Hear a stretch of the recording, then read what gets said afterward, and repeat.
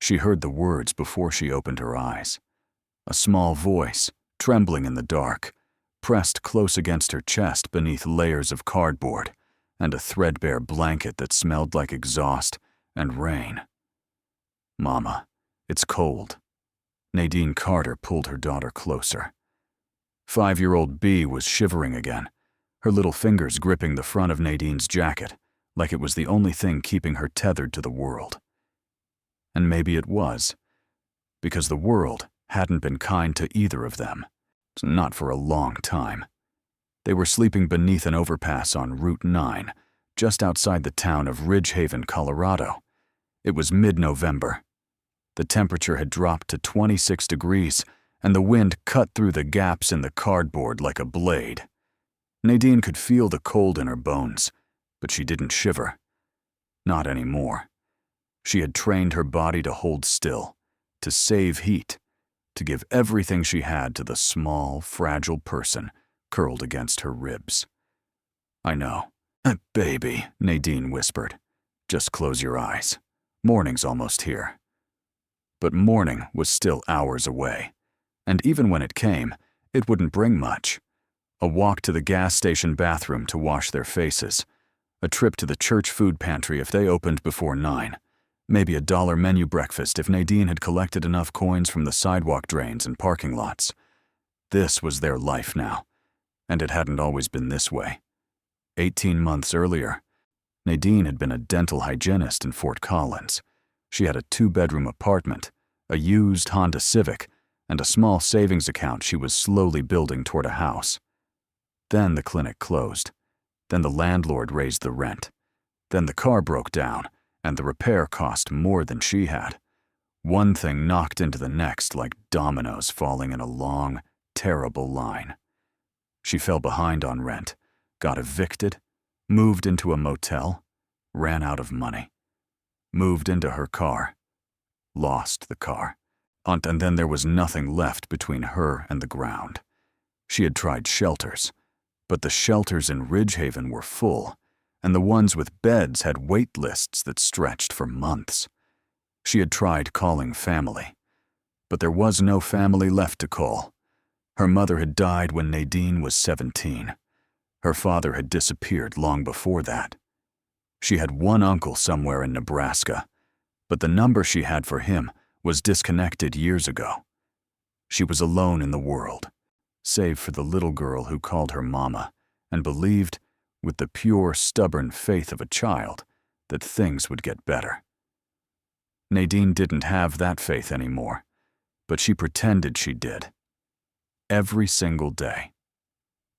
When the sun finally came up that morning, pale and thin through a sky the color of old steel, Nadine folded their blanket into her backpack and helped Bea stand. The girl was wearing 2 pairs of socks, a coat 3 sizes too big that they'd found at a donation bin, and a knitted hat with a pom-pom that a woman at the food pantry had given her. Her cheeks were red from the cold, and her nose was running, but she smiled up at Nadine like it was any other day. "Can we have pancakes, Mama? We'll see, baby." They walked. That was most of what they did. They walked to the places that would help them, and they walked away from the places that wouldn't. Nadine had learned the geography of survival in Ridgehaven, the way a sailor learns the geography of the sea. She knew which restaurant dumpsters had food that was still good. She knew which church opened earliest. She knew which public library had the warmest reading room, and which park bathrooms stayed unlocked past dark. That morning, they walked to St. Anne's, the small brick church on Maple Street, where a woman named Dorothy ran a breakfast program 3 days a week. Dorothy was in her 70s, with silver hair and a quiet, steady kindness that never wavered. She didn't ask questions. She just handed you a plate and a cup of coffee and treated you like a person, which was more than most people did. Nadine sat at the folding table with Bea beside her, eating scrambled eggs and toast, when Dorothy came over and sat down across from them. She had a look on her face that Nadine hadn't seen before, something between concern and curiosity. "Nadine, do you have a minute? There's something I want to talk to you about." Nadine's stomach tightened. When people said things like that, it usually meant bad news. A rule change at the pantry. A new policy about who could eat and how often. She braced herself, but Dorothy reached across the table and placed a cream-colored envelope in front of her. It was thick, official-looking, with a law firm's return address printed in the upper left corner. It was addressed to Nadine Elise Carter. "A man came by yesterday looking for you," Dorothy said. "A lawyer. He said he'd been trying to find you for over a month. I told him you come here on Tuesdays and Thursdays. He left this." Nadine stared at the envelope. She hadn't received mail in over a year. She didn't have an address to receive it at. "What is it?" she asked. He didn't say much, just that it was important, and that it involved an inheritance. Nadine almost laughed. The word sounded absurd. Inheritance. That was a word for people with families, with histories, with last names that meant something. Not for a woman sleeping under a highway overpass with a 5-year-old and a backpack full of everything she owned. She opened the envelope carefully, like it might be a trick. Inside was a letter, typed on heavy stationery, from a firm called Winslow and Hargrove, attorneys at law, out of Denver. The letter explained that Nadine's great-aunt, a woman named Margarite Fontaine, had passed away 6 weeks earlier, at the age of 91. Nadine barely remembered the name, and her mother had mentioned Margarite once or twice, always vaguely, always with a strange expression, like she was talking about someone who existed more in legend than in life. Margarite had been her grandmother's sister, a recluse, a woman who had lived alone in the mountains for decades. According to the letter, Margarite had left behind a will, and in that will, she had named Nadine as the sole beneficiary of her estate. So the estate consisted of one property, a mountain lodge located on 47 acres of land in the San Juan Range, near the old mining town of Elkridge, Colorado. The assessed value of the property was $1. Nadine read the line again. $1.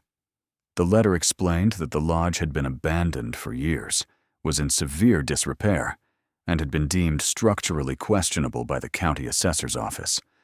Margarite had not paid property taxes on it in over a decade, and there were back taxes owed totaling just over $14,000.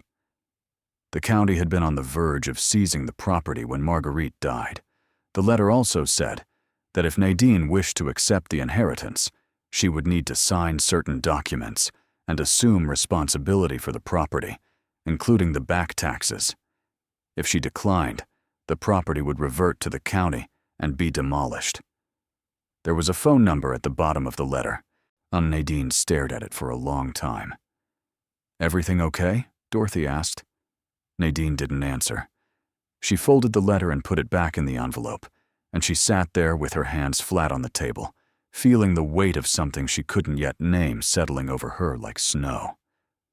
She called the number that afternoon from the payphone outside the library. A man named Richard Winslow answered. He was polite, patient, and clearly surprised to hear from her. "Ms. Carter, I've been looking for you for quite some time. Your great-aunt was very specific in her wishes. She wanted the lodge to go to you, and only you." "I don't understand," Nadine said. "I never even met her. I didn't know she existed until today." "Margarite was a private woman," Winslow said carefully. "But she kept track of your family. She knew about your mother's passing. She knew about your situation, or at least she suspected it. She told me, near the end, that the lodge was meant for someone who needed it. She said you would understand when you saw it." "When I saw what?" There was a pause. "The lodge," he said. "She said you would understand when you saw the lodge." Nadine didn't know what to make of that. A $1 mountain lodge left to her by a dead woman she'd never met, with $14,000 in back taxes and a county ready to tear it down. It sounded like a burden, not a gift. It sounded like one more thing to drag her under. But B was cold.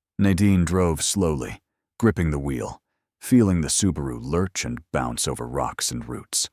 They climbed for nearly 20 minutes before the trees opened up, and she saw it. The lodge sat on a ridge overlooking a valley so vast and deep it looked like the earth had cracked open. The mountains rose on every side, their peaks already white with early snow, and below them, a river wound through the valley floor like a silver thread. The sky was enormous, the kind of sky you forget exists when you live in a city, pale blue fading to white at the edges, with clouds stacked in layers like the pages of a book. The lodge itself was enormous, not in the way of modern mountain mansions with their glass walls and steel frames, but in the way of old things, the way of buildings that were built by hands and meant to last.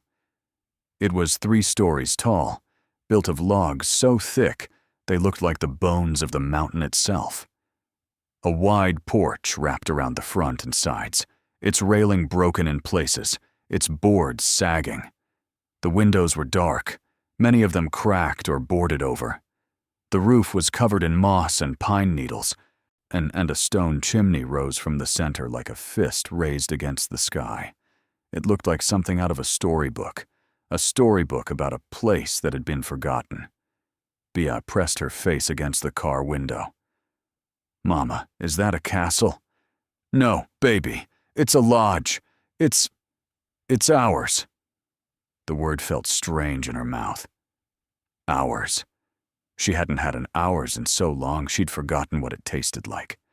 They got out of the car and stood in the cold mountain air, breathing in the smell of pine and earth and something faintly sweet, like old wood and wildflowers.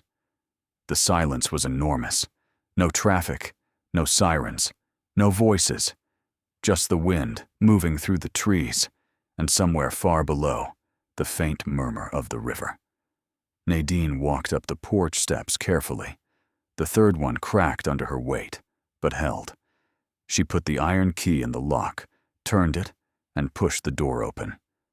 The smell hit her first. Dust and dampness and age. The kind of smell that accumulates in places where time has been allowed to sit undisturbed for years. She stepped inside and felt the floor creak beneath her feet. The entrance hall was large, with a ceiling that rose 2 stories to exposed beams. A staircase swept up along the far wall, its banister carved with images of mountains and trees and animals. To the left was a great room with a stone fireplace big enough to stand in. So to the right was a dining room with a long oak table covered in a layer of dust so thick it looked like gray felt. Everywhere she looked, there were signs of what this place had once been. Carved woodwork, iron light fixtures shaped like pine cones, windows with stained glass panels at the top, depicting mountain scenes in jewel-toned colors. But there were also signs of what it had become: water stains on the ceiling, wallpaper peeling in long, sad strips, broken furniture pushed against walls, a mice droppings on the floor, a bird's nest in the chandelier. The cold was bone deep, the kind that gets into the walls and stays. Bea held Nadine's hand tightly as they walked through the rooms. The kitchen had an ancient cast-iron stove and copper pots hanging from hooks, green with verdigris.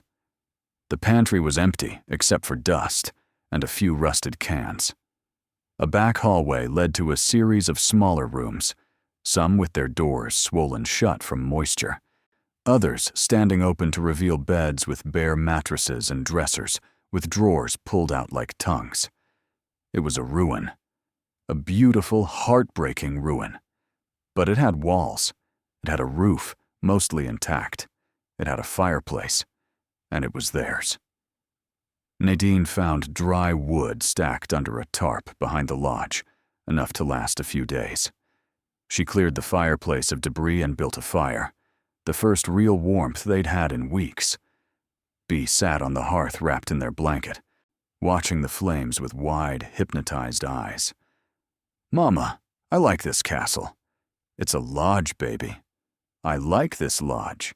Nadine looked at her daughter, firelight dancing on her small face, and felt something crack open inside her chest. Not pain, something else. Something that had been locked away for so long she almost didn't recognize it. Hope. Fragile and terrified, but alive. The first days at the lodge were a study in survival. Nadine drove to Elkridge each morning for supplies, and spending what little money she had on the essentials. Bottled water, because the lodge's well pump was broken. Canned food and bread. Candles, because the electricity had been shut off years ago. A cheap sleeping bag from the general store, which Gail sold to her at half price without explanation. She cleaned the great room first, sweeping out years of dust and debris, scrubbing the floor with water she heated on the fireplace. Aunt began to reclaim the lodge from the 1920s. She boarded up the broken windows with plywood she found in an outbuilding behind the lodge. She dragged the ruined furniture outside and stacked it for firewood. Slowly, room by room, she began to reclaim the lodge from the wilderness that had been swallowing it. The people of Elkridge watched all of this with a mixture of curiosity and skepticism. News traveled fast in a town of 200 people, and within days, so everyone knew about the homeless woman who had inherited Margarite Fontaine's crumbling lodge. The reactions were not kind. "That place should have been torn down years ago," said a man named Carl Hensley, who owned the gas station and seemed to consider himself the unofficial mayor of Elkridge. He said this loudly at the general store, while Nadine was 3 aisles away buying soup. County was going to demolish it. Would have been a mercy. Or now some out-of-towner with no money and no sense is going to what? Fix it up? With what? She doesn't even have a job. His wife, Patrice, was equally generous. "I heard she was living under a bridge, homeless, and she's got a child with her. Someone should call social services." The words hit Nadine like stones. She didn't respond. She had learned, during her months on the streets, that responding to cruelty only fed it. You kept your head down. You kept moving. You survived. But the words followed her. They followed her up the dirt road and into the lodge and into the quiet hours of the night when Bea was asleep and Nadine sat alone by the fire, wondering if she had made a terrible mistake. $14,000 in back taxes, a building that needed everything. No income, no support, no plan beyond today. Maybe Carl was right. Maybe she had no sense. But then she would look at Bea, sleeping warm for the first time in months, and she would think, no, this is better than the overpass.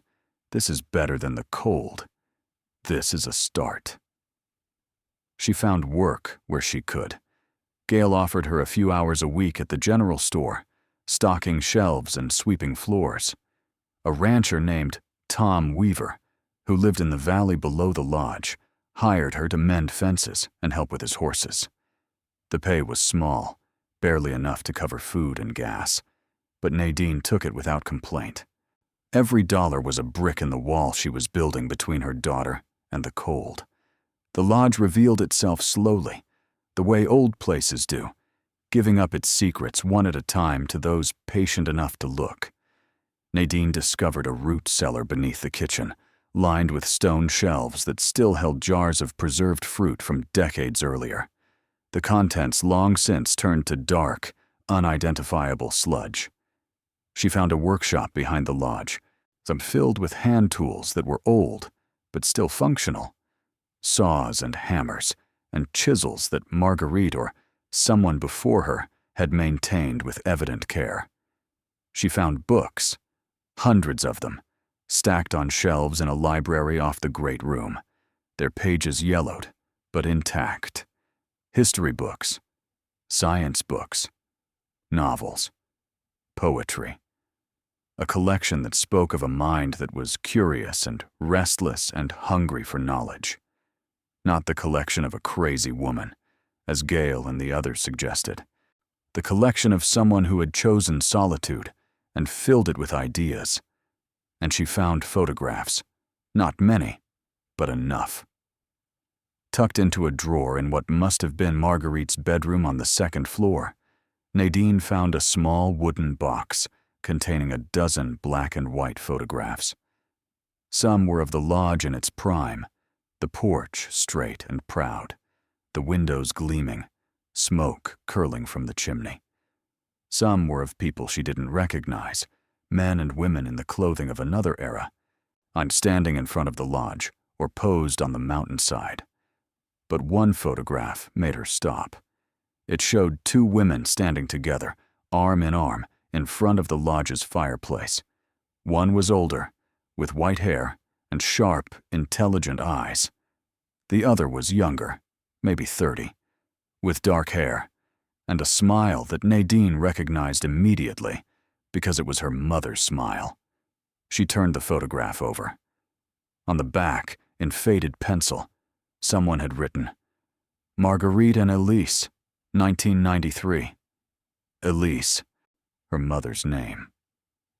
Nadine sat on the edge of the bed and held the photograph and felt the room tilt around her. Her mother had been here.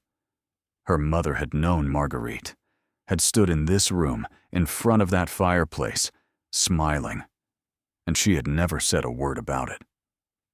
Why?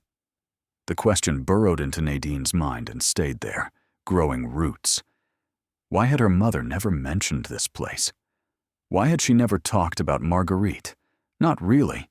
Not with any detail.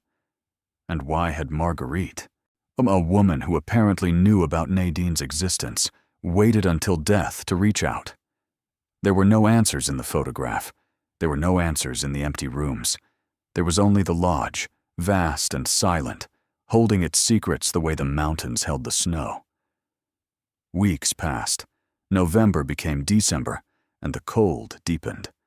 Snow fell in the mountains, heavy and relentless, blanketing the lodge and the road, and the valley below in white.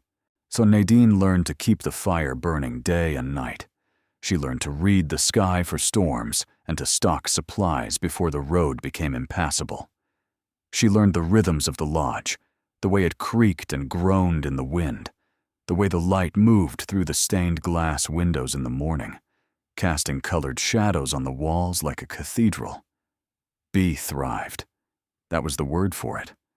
Away from the noise and danger of the streets, surrounded by forest and mountain and sky, and the girl blossomed like a flower that had been kept in a dark room and suddenly given sun.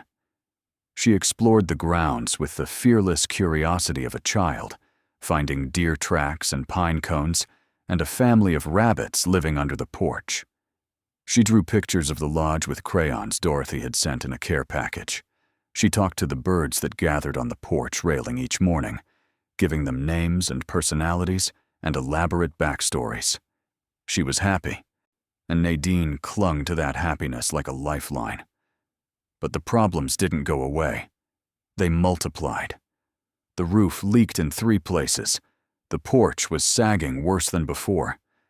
A pipe burst in the upstairs bathroom, flooding the hallway before Nadine managed to shut off the main valve, which itself was so corroded it took her 20 minutes of wrestling with a wrench to close. And the taxes.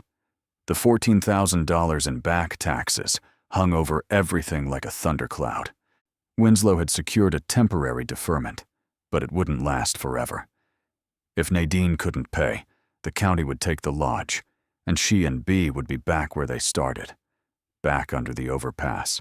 Back in the cold. She worked harder. She took every odd job she could find. She shoveled driveways after storms. She cleaned cabins for a vacation rental company in the next town over. She sold firewood that she split herself, hauling it down the mountain in the back of the borrowed Subaru. But the money came in trickles, and the bills came in waves, and the gap between them only widened. Carl Hensley, meanwhile, had not stopped talking. If anything, Nadine's persistence seemed to irritate him more than her arrival had. "She's going to let that place fall down around her ears," he said at the gas station, loudly enough for anyone within 50 feet to hear. And then the county's going to have to deal with the mess. Mark my words, that woman's got no business being up there. February, she'll be gone. Patrice agreed. February, she'll be gone. Patrice agreed, as she always did, adding her own embellishments. I heard the girl doesn't even go to school. Someone really should call the authorities. Bea did go to school, in fact. Nadine had enrolled her at the small elementary school in Elkridge the week after they arrived, walking her down the mountain each morning and picking her up each afternoon. But facts didn't interest Carl and Patrice. Their narrative was set, and they were committed to it. The other residents of Elkridge were more measured in their judgment, but not by much. Most of them simply stayed away, watching from a distance, waiting to see what would happen. A few, like Gail and Tom Weaver, offered quiet help. Gail continued to give Nadine hours at the store and occasionally left bags of groceries in the back of the Subaru without saying anything about it. Tom brought firewood when Nadine was running low and fixed the well pump for the cost of parts, refusing payment for his labor. Margarite was a good woman, Tom said, standing in the snow with his hands in his pockets, looking up at the lodge. Kept to herself, but she had a good heart. I used to check on her when I could. She didn't want much from people, just wanted to be left alone with her mountain. Did she ever mention me? Nadine asked. Tom thought about it. Not by name, but she talked about family sometimes. Said she had family she wanted to make things right with. I think she meant you. Make things right. Another phrase that raised more questions than it answered. What needed to be made right? What had gone wrong? Nadine searched the lodge for answers. She went through drawers and closets and boxes. She found old receipts, tax records going back to the early 90s. She found old receipts, tax records going back decades, a collection of pressed wildflowers in a leather-bound album, a set of silver cutlery in a velvet-lined case. Beautiful things, mysterious things, but nothing that explained anything. It was Bea who found the first clue. They were in the library one evening, Nadine reading by candlelight, while Bea played on the floor with her stuffed rabbit and a set of wooden blocks she'd found in one of the upstairs rooms. Bea had been stacking the blocks into towers and knocking them down, a game that never seemed to get old, when she suddenly stopped and crawled under the large oak desk that sat against the far wall. "Mama, there's a door under here." Nadine looked up. "What?" "A little door. In the floor, with a ring on it." Nadine set down her book and knelt beside the desk. She peered underneath and saw what Bea had found. A small trap door, perhaps 2 feet square, set flush with the floorboards. It had a recessed iron ring for a handle, so flat and well-fitted that you would never notice it unless you were on the floor looking at it from the right angle, which was exactly what a 5-year-old playing with blocks would do. Nadine's heart began to beat faster. She pulled the desk away from the wall, its legs scraping against the floor, and knelt over the trap door. The ring was stiff with rust, but she managed to pull it up, and the door opened on hinges that groaned like they were in pain. Below was a narrow wooden staircase, descending into darkness. "Mama, what's down there?" "I don't know, baby. Stay here. Don't move." Nadine took a candle and descended. The staircase was steep and short, no more than a dozen steps, and it opened into a small underground room. The air was cool and dry, much drier than the rest of the lodge, which told Nadine the room had been sealed well.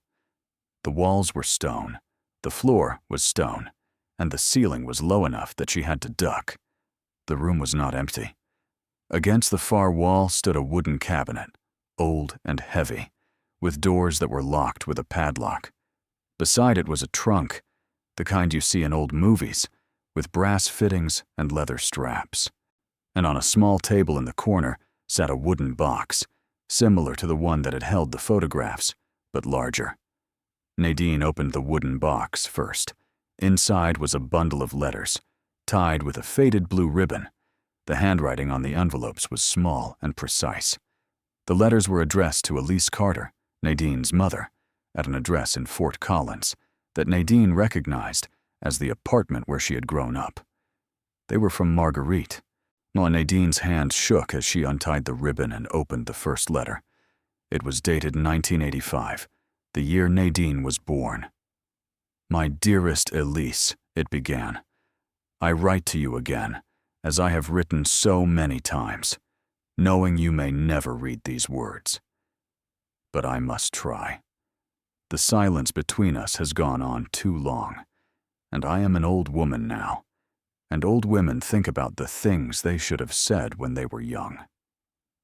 Nadine read on, her breath shallow, with the candlelight flickering against the stone walls of that hidden room beneath the library. The letter spoke of a family rift, a falling out between Margarite and Nadine's grandmother, Margarite's sister, decades earlier. The details were vague in this first letter, hinted at rather than stated, but the pain was unmistakable. Two sisters who had loved each other, and then, for reasons Nadine did not yet understand, had stopped. Margarite wrote about the lodge. She called it her sanctuary for her life's work, the place where she had put everything she had and everything she was. She wrote about the mountains and the river and the silence. She wrote about loneliness, and she wrote again and again about her desire to reconnect with the family she had lost. "I know your mother has told you nothing about me," one passage read, "and I understand why.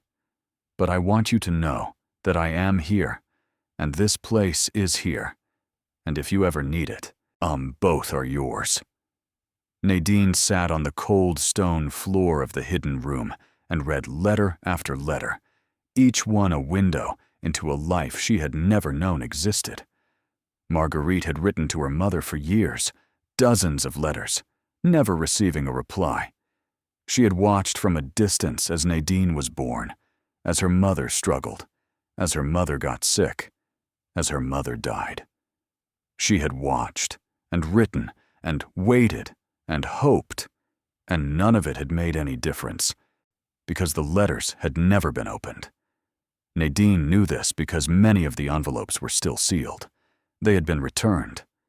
Someone, perhaps Nadine's grandmother before she died, perhaps her mother herself, had sent them back unopened, and Margarite had kept every single one, tied them with a ribbon, and hidden them in a room beneath the floor of her library, like a secret she couldn't bear to throw away. Nadine cried. She sat in that hidden room, and surrounded by the letters and the trunk and the locked cabinet, and she cried in a way she hadn't allowed herself to cry in months. Not the silent, swallowed crying of the overpass, where you couldn't afford to make noise, because noise attracted attention, and attention was dangerous. This was deep, shaking, full-bodied crying, the kind that comes from a place so far inside you that you didn't know it was there. She cried for Margarite, who had spent a lifetime reaching out to a family that wouldn't reach back. She cried for her mother, who had kept secrets and carried burdens that Nadine was only now beginning to understand. And she cried for herself because she was sitting in a hidden room in a crumbling lodge on a mountain in the middle of nowhere. And she had a daughter who was cold and a debt she couldn't pay, and a life that felt like it was held together with nothing but stubbornness and prayers. But she was here. She was inside. She had walls and a fire and a roof, mostly. And she had found something, a thread leading into the past, and she was going to follow it. "Mama?" Bee's voice came from above, small and worried. "Mama, are you okay?" Nadine wiped her eyes. She took a breath. She gathered the letters and stood up. "I'm okay, baby. I'm coming up." She climbed the stairs back into the library, back into the candlelight, back to her daughter.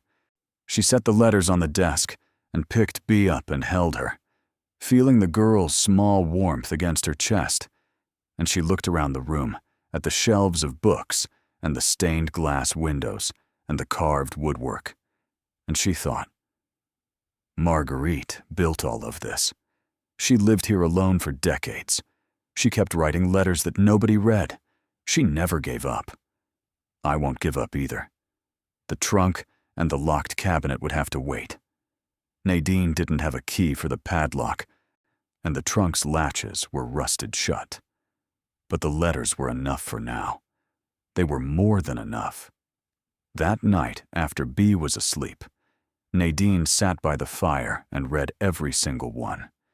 The story that emerged was fragmentary, but clear in its broad strokes. Margarite and her sister, Nadine's grandmother, had inherited the lodge jointly from their father in the 1950s. Their father had been a mining engineer who had bought the property decades earlier and converted it from a mining office into a family lodge. The sisters had loved the place as children, but as adults, they had disagreed violently about what to do with it. Nadine's grandmother wanted to sell. Margarite wanted to keep it. The argument escalated. Things were said that couldn't be unsaid.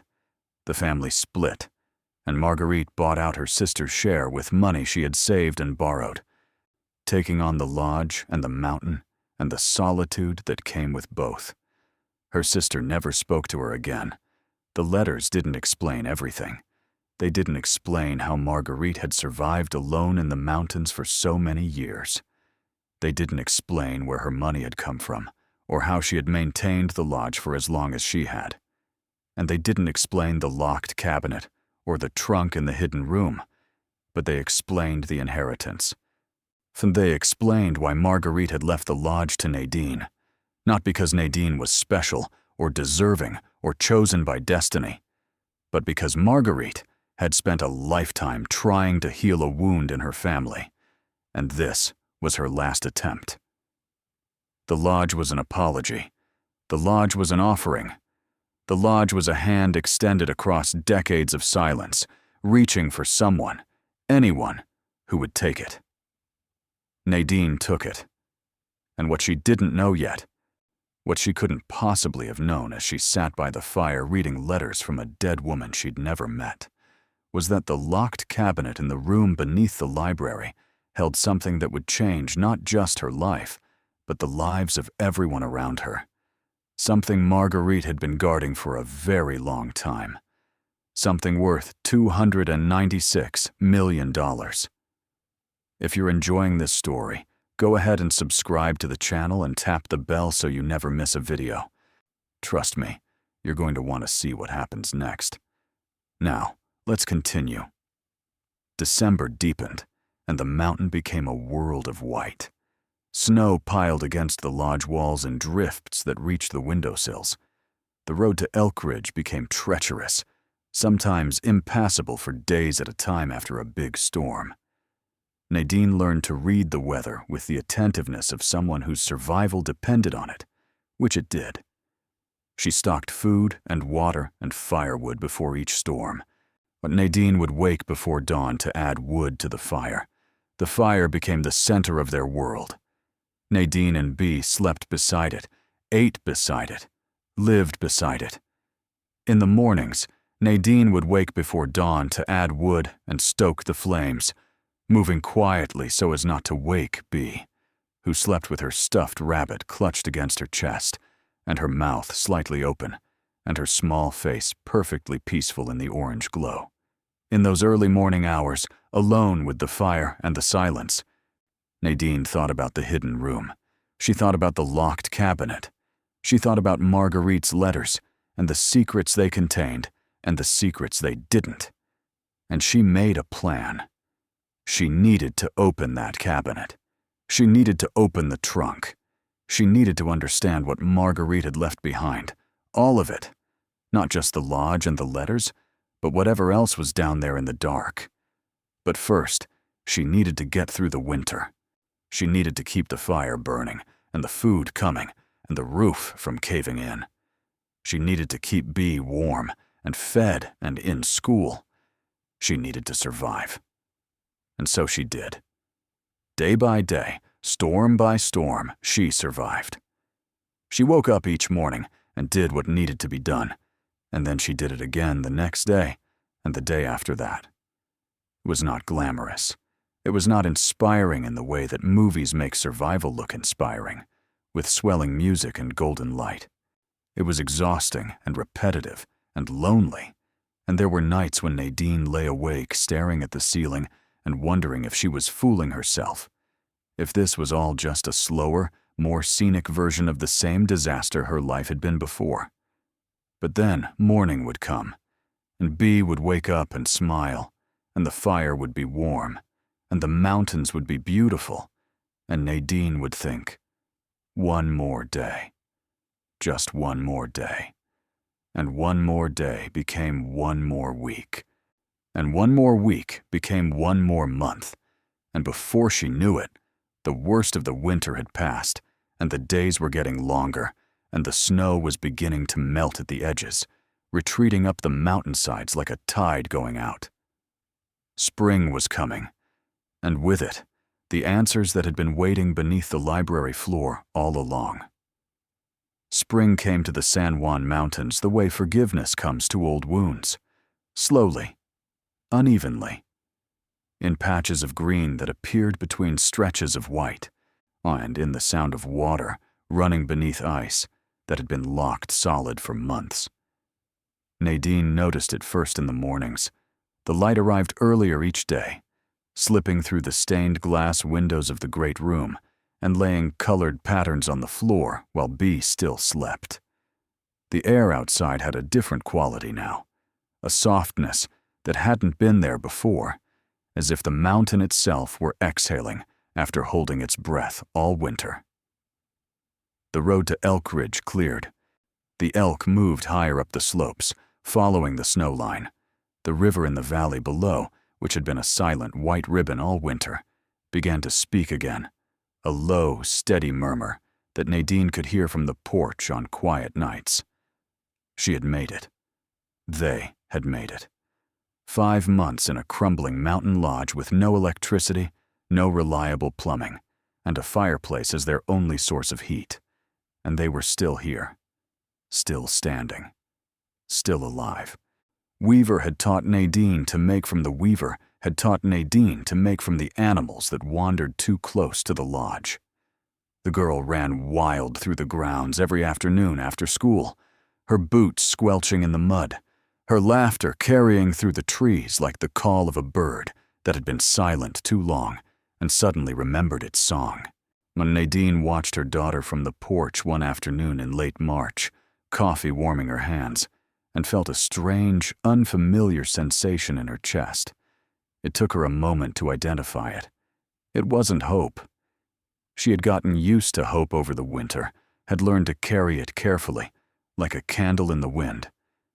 This was something sturdier, something that felt less like wishing and more like knowing. She belonged here. They belonged here. And it was time to go back down those stairs. She had thought about the hidden room every day since she'd found it. Every night after Bea fell asleep, Nadine had lain by the fire and stared at the ceiling and thought about the locked cabinet and the sealed trunk and what they might contain. Margarite's letters had given her pieces of the story, fragments of a family history that was more complicated and more painful than she had imagined. But the letters hadn't explained everything. They hadn't explained the hidden room itself, or why Margarite had built it, what she was protecting, what she was hiding. The padlock on the cabinet was heavy and old, the kind made of solid brass that doesn't corrode easily. Nadine had tried to pick it during those early weeks, using a hairpin and a nail, the way she had seen people do in movies. It didn't work. Locks in movies and locks in real life are two very different things. She had tried to pry the cabinet doors open, but the wood was dense and the hinges were set deep. And she didn't want to destroy something that Margarite had clearly gone to great trouble to build and protect. It was Tom Weaver who solved the problem. One afternoon in early April, Nadine mentioned the cabinet to him while they were repairing a section of fence on his property. She described the padlock, its size and shape, and the markings on its face. Tom listened, then disappeared into his barn and came back with a ring of old keys, dozens of them, not collected over decades from properties he had bought and sold and maintained throughout the valley. Margarite bought most of her hardware from the same place I did, he said, handing her the ring. Old supply store in Durango that closed back in the 90s. They carried a line of padlocks that all used similar blanks.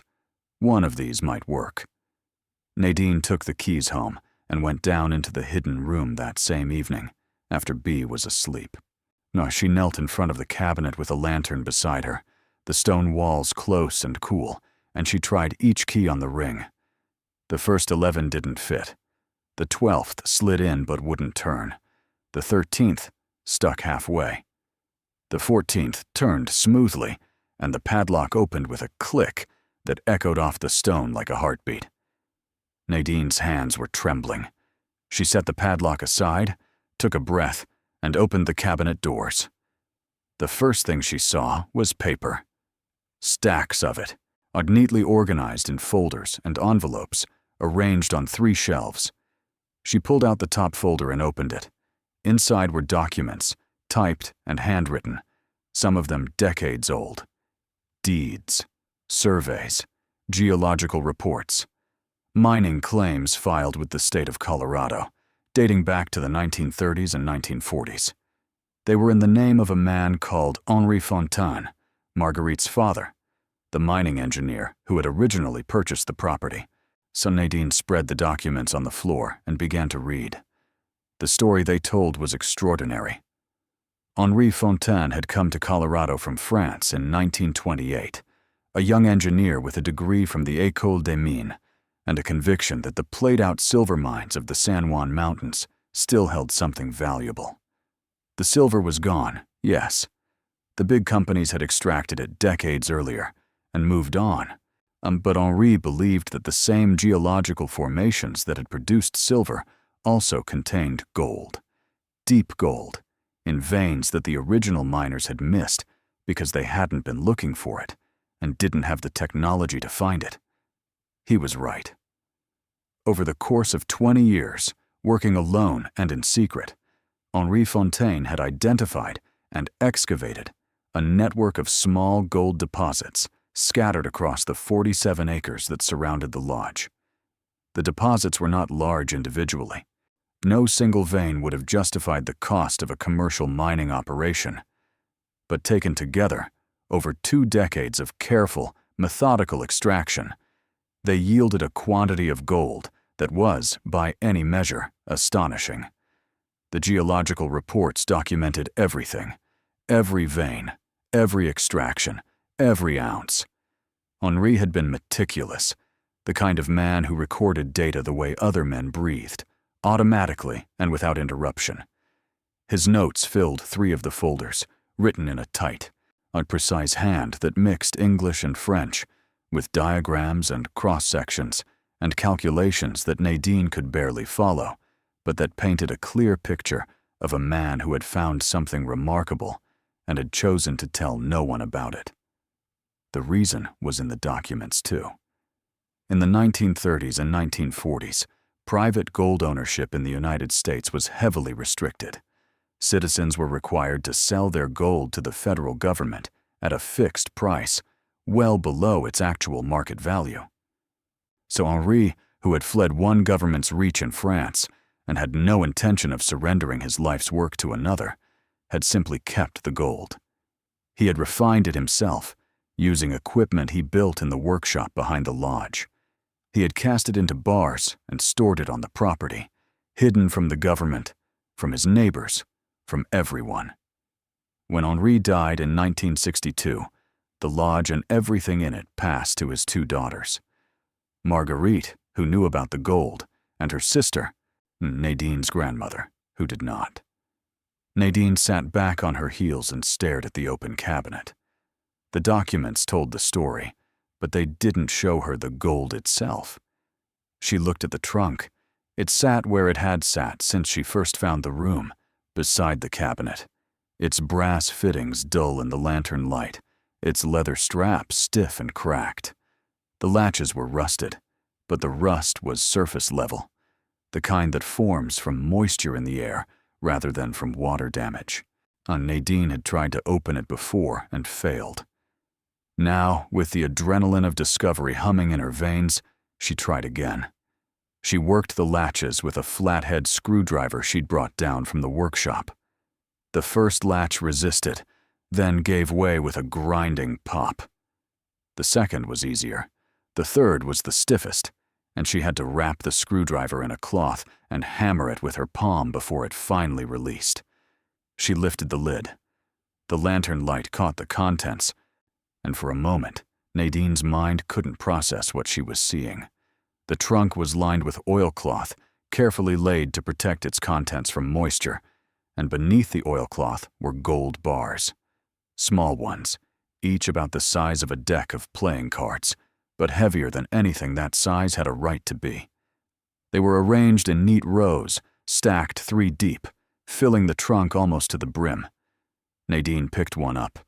It was shockingly heavy in her hand, dense and cold, with a dull yellow gleam that seemed to glow from within, like something alive.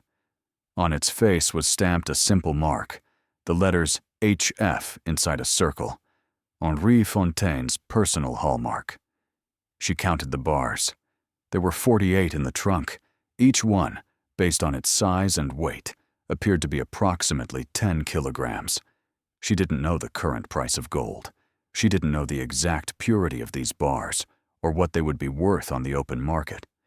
But she knew enough to understand that she was looking at a fortune. She sat on the stone floor with a gold bar in her lap and the lantern flickering beside her, and the weight of what she had just found pressing down on her like the mountain itself. Margarite had known about this. Margarite had guarded this her entire life, alone, in a crumbling lodge on a mountain that the rest of the world had forgotten. She had lived simply, almost in poverty by the end, and letting the lodge deteriorate around her, refusing to sell or leave, because she was sitting on a secret that she couldn't share without losing everything. And she had left it all to Nadine. Nadine went back upstairs. She closed the trap door. She pushed the desk back over it. She lay down beside B and pulled the blanket over both of them and stared at the firelight dancing on the ceiling, and she tried to make sense of what had just happened. She was a woman who 6 months ago was lying in a mountain lodge with a trunk, a woman who counted coins from parking lot drains, a woman who didn't know where her next meal was coming from. And now she was lying in a mountain lodge with a trunk full of gold bars beneath her feet. Bars that could be worth, she didn't even want to guess how much. She didn't sleep that night. Her mind raced through possibilities and fears in equal measure. What if someone found out? What if the gold was stolen? What if it wasn't legally hers? What if someone had a claim to it? What if the government would seize it? What if she was sitting on a secret that would put her and B in danger? By morning, she had made 2 decisions. First, she would tell no one. Not yet. Not until she understood exactly what she had and what her rights were. Second, she would call Richard Winslow, Margarite's lawyer, the one who had handled the inheritance. If anyone knew the legal dimensions of this situation, it would be him. At the library. I need to speak with you. In the library. I need to speak with you. In person.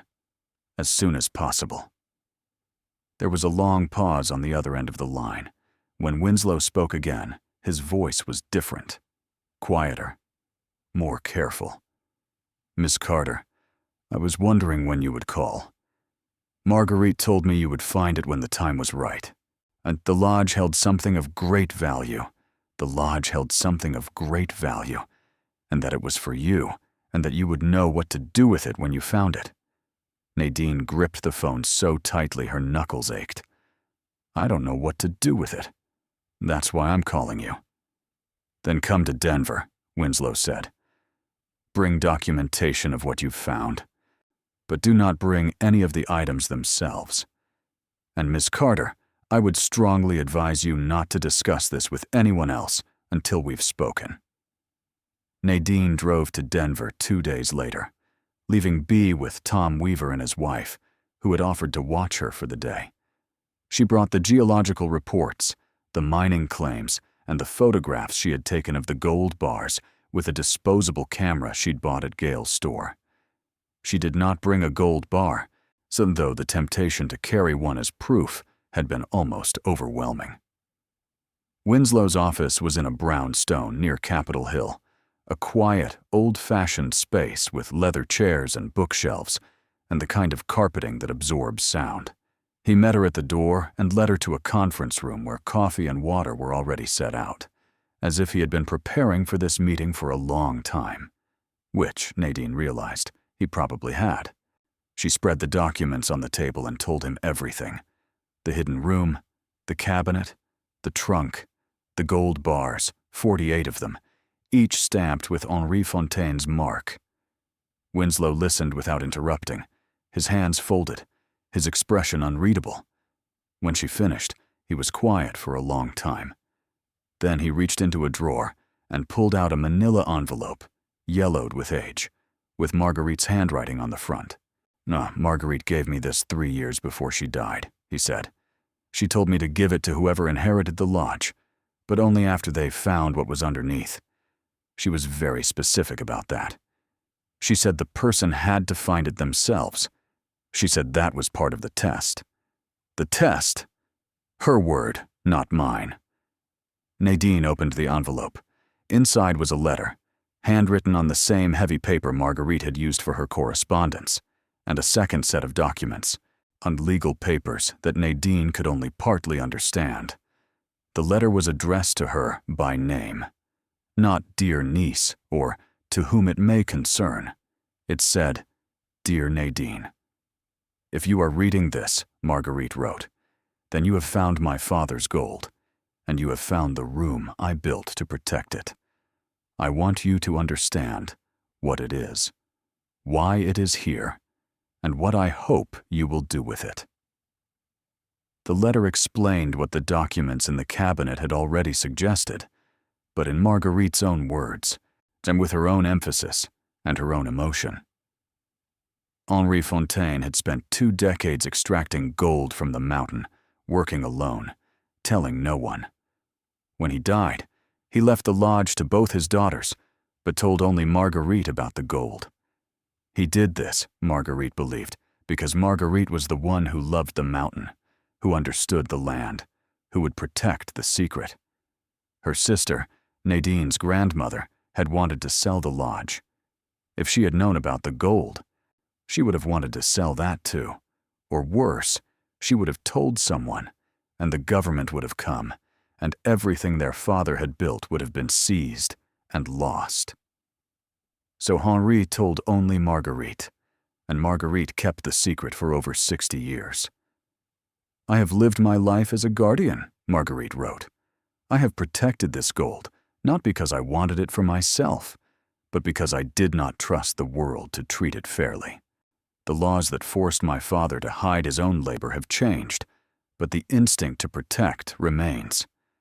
I am old now, and I am tired, and I cannot guard it any longer. So I am giving it to you." The legal documents in the envelope were equally significant. Winslow explained them carefully, translating the language of law into words Nadine could follow. Margarite had hired a mining attorney in the 1990s, a specialist who understood both mineral rights and inheritance law, and together they had constructed a legal framework that would, as much as possible, protect the gold's new owner. The key facts were these. The gold had been extracted from land that Henri Fontaine owned outright, land that was part of the 47 acres currently deeded to Nadine. The mineral rights had never been separated from the surface rights, which meant that whatever came out of the ground belonged to the landowner. Henri's mining claims, properly filed with the state, on private gold ownership that had existed during Henri's lifetime, had been repealed in 1974. In short, Winslow said, the gold is yours, legally, clearly, and without ambiguity. It was extracted from your land by the previous owner. It was bequeathed to you through a valid chain of inheritance.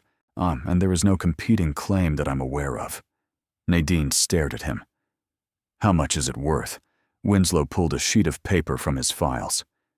I had an estimate prepared, based on the current spot price of gold and the approximate weight and purity of the bars, as described in Henry's records. The total weight of the 48 bars, at approximately 10 kilograms each, is roughly 480 kilograms, or just over 15,000 troy ounces. He paused and looked at Nadine over the top of his glasses. At current market prices, Miss Carter, the gold in that trunk is worth approximately $296 million. The number hung in the air between them like a physical thing, like a bridge that had suddenly appeared over a chasm Nadine hadn't known she was standing beside. She heard the words. She understood them individually. But together, arranged in that order, some aimed at her, they didn't make sense. They were sounds from a language she didn't speak. $296 million. She, Nadine Carter, who 6 months ago had been sleeping under a highway overpass with a 5-year-old and a backpack and a blanket that smelled like exhaust. Nadine Carter, who had counted coins from storm drains. Nadine Carter, who had eaten from dumpsters and washed her face in gas station bathrooms and pretended to be brave for a little girl who believed that things would get better. $296 million. Miss Carter? Winslow's voice was gentle. Are you all right? I need a minute, Nadine said. And then she put her head in her hands and breathed. Winslow gave her more than a minute. He left the room and came back with fresh coffee and a box of tissues, and he sat quietly while Nadine composed herself. When she finally looked up, her eyes were red, but her voice was steady. What do I do now? Winslow had clearly been thinking about this question for years, because his answer was organized and specific. The first step, he said, was to secure the gold. It needed to be moved from the hidden room to a professional vault, a bonded facility with proper insurance and climate control. So he had already identified a suitable facility in Denver and could arrange transportation through a private security company that specialized in precious metals. The second step was to engage an accountant and a tax attorney. The gold was an inheritance, and while Colorado did not have an inheritance tax, federal taxes would apply. The tax situation was complex, given the gold's history and the circumstances of its transfer, and Nadine would need expert guidance. The third step was to establish a legal entity, a trust or a holding company, to manage the asset and protect Nadine and B from the complications that inevitably accompany sudden wealth. Publicity, fraud, opportunists, distant relatives who would appear from nowhere with claims and sob stories. And the fourth step, Winslow said, is the one Margarite cared most about. She wanted you to use the gold to rebuild the lodge, not as a monument to herself or her father, but as something alive, something that would serve the mountain and the people around it.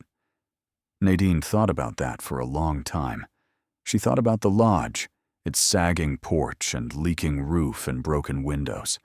She thought about Elkridge, a town that was dying the way small towns die, quietly and without ceremony, losing its people one by one to places with more jobs and more hope. She thought about Carl Hensley saying she had no business being up there, and Patrice suggesting someone call social services, and all the unnamed faces that had watched her with suspicion and waited for her to fail. And she thought about Gail, who had sold her a sleeping bag at half price, Tom Weaver, who had fixed her well pump and brought firewood in the snow, Dorothy, who had handed her the letter that started everything, the small acts of kindness that had kept her and Bea alive through the darkest winter of their lives. I want to go home, Nadine said. I want to go back to the lodge. And then I want to think. Winslow nodded. Take all the time you need. The gold has been there for 80 years. It can wait a little longer. She drove back to Elkridge that evening, arriving after dark. The mountain road, a tunnel of headlights and pine shadows. She picked Bea up from Tom Weaver's house. The girl was sleepy and warm, clutching a drawing she had made of Tom's horses, and she fell asleep in the car before they reached the lodge. Nadine carried her inside and laid her on the sleeping bag by the fire. She built the fire up until the great room was warm and the shadows danced on the carved beams overhead. And then she sat in the rocking chair that she had rescued from one of the upstairs rooms and repaired with nails and wood glue. And she rocked slowly, and she thought, $296 million. Under the library floor, beneath the desk, where Bea played with her blocks. The absurdity of it made her want to laugh. The enormity of it made her want to cry. She did neither. She sat in the rocking chair and listened to the fire and the wind and the distant river. And she let the reality of her situation settle over her like the mountain snow had settled over the lodge all winter, quietly and completely, until everything was covered, and the landscape looked entirely different from what it had been before. She thought about what Winslow had said about taxes and trusts and security companies. She thought about what Margarite had written about guardianship and protection and using the gold to rebuild. She thought about her mother, who had stood in front of that fireplace in 1993 and smiled for a photograph and then gone home and never spoken about this place again. And she thought about something Margarite had written in one of her letters, and something that had stayed with Nadine through the whole long winter and had become, without her fully realizing it, a kind of motto. The mountain does not give its treasures to those who come looking for them. It gives them to those who come looking for shelter. Nadine had not come to this mountain looking for treasure. She had come looking for walls, walls to stop the wind, a roof to stop the rain, a floor between her daughter and the frozen ground. She had come as a woman with nothing, asking for the minimum, willing to accept a ruin because a ruin was better than the cold. And the mountain had given her everything. Now, the question was, what she would do with it. And the answer, she realized, sitting in the rocking chair, with the fire warming her face, and her daughter sleeping on the floor, and the weight of $296 million beneath her feet. The answer was that she would do exactly what Margarite had asked. She would rebuild, not just the lodge, not just the roof and the porch and the plumbing and the windows. She would rebuild Elkridge. She would rebuild the town that had watched her struggle and mostly looked away, the town that Carl Hensley thought he owned and that Patrice thought she could judge, the town that Gail and Tom and a handful of quiet, decent people were trying to hold together with nothing but stubbornness and love. She would rebuild all of it, because that was what Margarite would have wanted, because that was what the mountain deserved, and because Nadine Carter, who had slept under an overpass and eaten from dumpsters and counted coins from storm drains, knew what it meant to need help and not get it. And she knew what it meant when someone gave it to you anyway. She was going to be the person who gave it anyway. But first, she had to deal with the people who would try to take it from her. News in a town like Elkridge doesn't travel. It detonates. Nadine had been careful, and she had told no one about the gold. She had driven to Denver without explaining why. She had answered Gail's friendly questions about her trip with vague mentions of legal paperwork related to the inheritance. She had kept her face neutral and her voice calm, and her behavior exactly the same as it had been before she'd opened that trunk. But something shifted. Something in the air, in the way people looked at her, in the quality of the silence that followed her through town. When Nadine couldn't identify its source, but she felt it the way you feel a storm approaching before you see the clouds. A tension, a watchfulness, a sense that the equilibrium of the town had been disturbed and hadn't yet settled into its new shape. It started with Carl Hensley. Carl had been hostile to Nadine since the day she arrived, but his hostility had been casual, the kind of low-grade contempt that small-town gatekeepers direct at anyone they consider beneath them. It was ugly, but it was predictable. You could navigate around it the way you navigate around a pothole in the road. But something changed in April. Carl started coming by the lodge. The first time, he drove up the dirt road in his pickup truck and parked in the clearing where Nadine kept the Subaru. He didn't knock. He just stood in the yard, looking at the lodge, hands on his hips, like a man surveying property he was thinking about buying. Nadine came out onto the porch. Can I help you?" "Just checking on the place," Carl said. "County asked me to do a drive-by, make sure the property's being maintained. You know, codes and such." It was a lie. Nadine knew it was a lie. The county hadn't asked Carl to do anything. Carl wasn't a code inspector or a property assessor or any kind of official. He was a gas station owner who thought his opinion mattered more than it did. But she kept her voice level. "The property's fine, Carl. We're doing just fine." "Uh-huh." He looked at the porch, at the new boards Nadine had laid over the rotten ones, at the windows she had unboarded now that the weather was warming. His eyes moved across the lodge with an appraiser's attention, and Nadine felt a chill that had nothing to do with the mountain air. "Lot of work for one woman," he said. "Big place like this. Lot of maintenance. Lot of expense. You sure you can handle it?" "I'm handling it. Because if you ever decide it's too much, there are people who'd be interested. People with the resources to do it right. Developers, investors, people who know what a property like this is worth." "It's worth $1, Nadine said. "That's what the county assessed it at." Carl smiled. It was not a pleasant smile. "Assessments change." He got back in his truck and drove away, and Nadine stood on the porch and watched his tail lights disappear down the mountain road, and the chill in her stomach deepened. He came back a week later, and again 3 days after that. Each time he had a different reason. Checking the road, looking for a lost dog, wondering if Nadine needed firewood. Each time his eyes swept the property with that same appraising look, and each time he mentioned, casually, that there were people who might be interested in buying. Nadine called Winslow. "A man in town has been coming around," she said, asking about the property, suggesting I sell.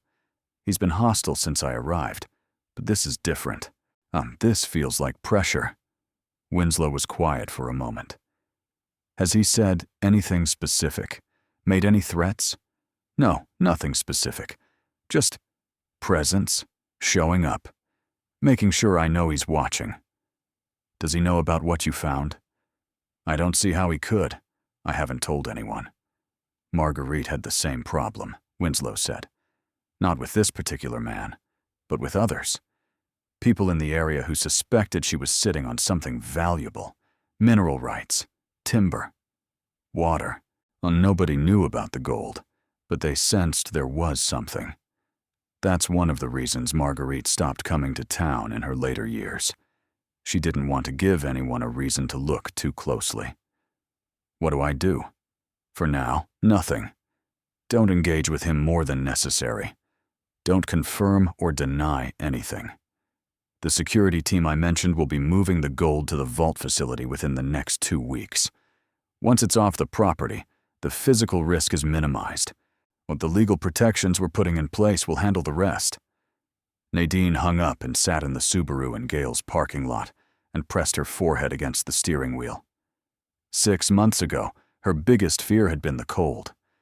Now her biggest fear was a man in a pickup truck with an appraiser's eye and a smile that made her skin crawl.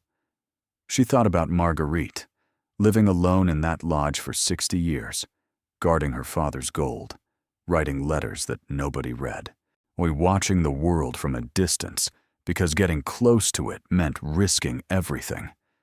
She thought about the price of secrets, the way they isolate you, the way they turn your home into a fortress and your life into a siege. She didn't want to live like that. She didn't want B to live like that. But she also didn't want to lose what Margarite had entrusted to her. Not to Carl Hensley, or not to developers or investors, or anyone who would see the gold as a number, and the lodge as a deal, and the mountain as a commodity. The gold moved 2 weeks later, as Winslow had promised.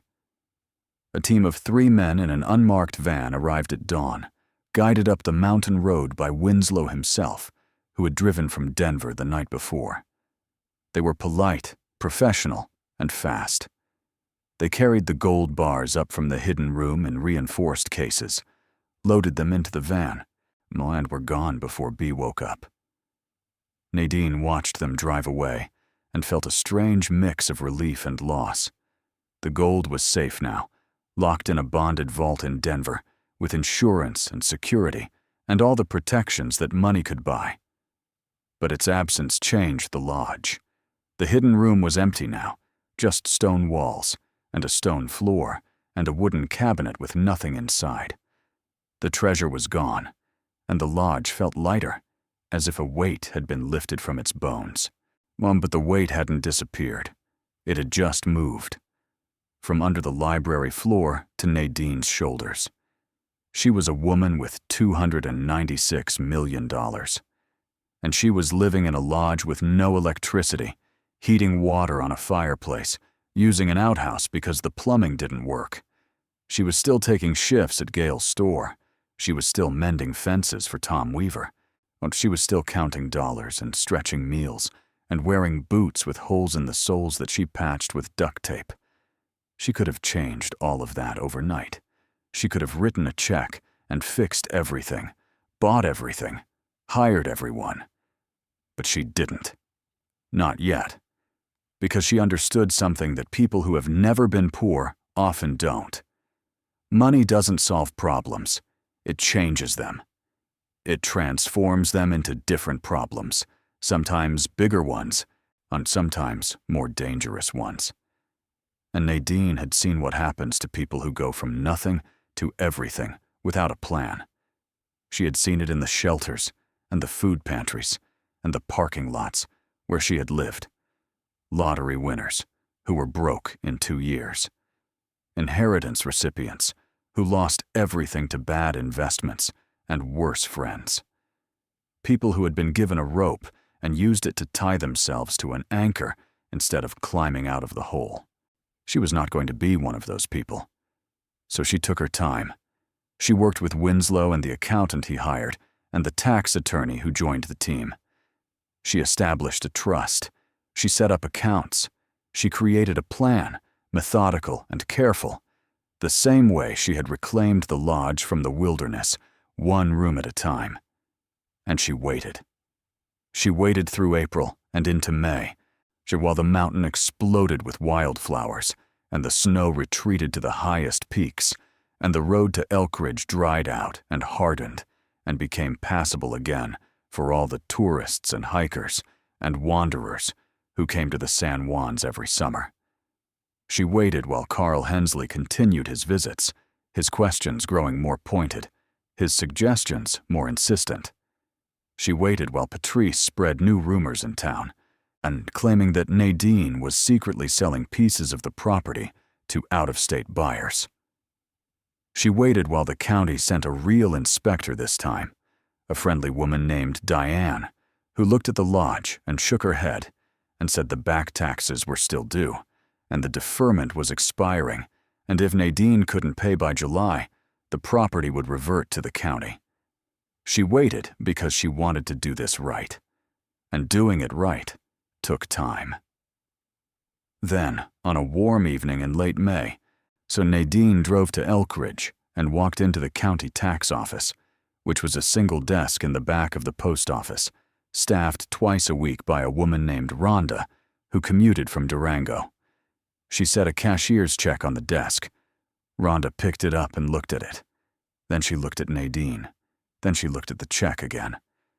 "This is for $14,216. "That's the amount owed," Nadine said. "Back taxes, plus penalties, plus interest. I had the exact figure confirmed by your office last week. Rhonda stared at her. You're paying the whole thing? In full? In full. Rhonda processed the payment slowly, as if she were handling something fragile. She printed a receipt and stamped it and slid it across the desk, and she looked at Nadine with an expression that was part confusion and part something else, something that might have been respect. Well, she said, I guess the county won't be demolishing that lodge after all. No, Nadine said, they won't.